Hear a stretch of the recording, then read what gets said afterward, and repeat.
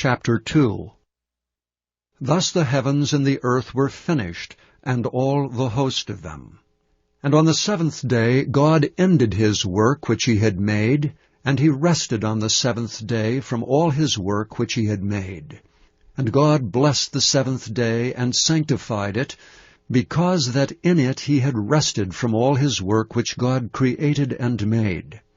These are the generations of the heavens and of the earth, when they were created in the day that the Lord God made the earth and the heavens, and every plant of the field before it was in the earth, and every herb of the field before it grew. For the Lord God had not caused it to rain upon the earth, and there was not a man to till the ground. But there went up a mist from the earth, and watered the whole face of the ground. And the Lord God formed man of the dust of the ground, and breathed into his nostrils the breath of life, and man became a living soul. And the Lord God planted a garden eastward in Eden, and there he put the man whom he had formed.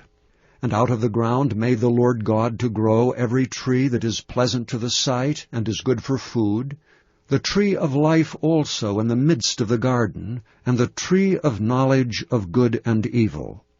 And a river went out of Eden to water the garden.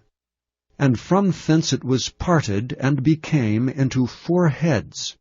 The name of the first is Pison. That is it which compasseth the whole land of Havilah, where there is gold. And the gold of that land is good. There is bdellium and the onyx stone. And the name of the second river is Gihon. The same is it that compasseth the whole land of Ethiopia. And the name of the third river is Hiddekel. That is it which goeth toward the east of Assyria. And the fourth river is Euphrates. And the Lord God took the man, and put him into the garden of Eden to dress it and to keep it. And the Lord God commanded the man, saying, Of every tree of the garden thou mayest freely eat, but of the tree of the knowledge of good and evil thou shalt not eat of it, for in the day that thou eatest thereof thou shalt surely die.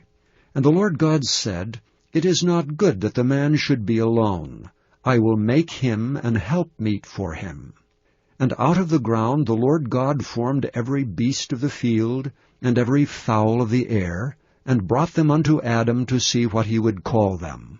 And whatsoever Adam called every living creature, that was the name thereof. And Adam gave names to all cattle, and to the fowl of the air, and to every beast of the field. But for Adam there was not found an helpmeet for him. And the Lord God caused a deep sleep to fall upon Adam, and he slept. And he took one of his ribs, and closed up the flesh instead thereof, and the rib which the Lord God had taken from man made he a woman, and brought her unto the man. And Adam said, This is now bone of my bones, and flesh of my flesh. She shall be called woman, because she was taken out of man.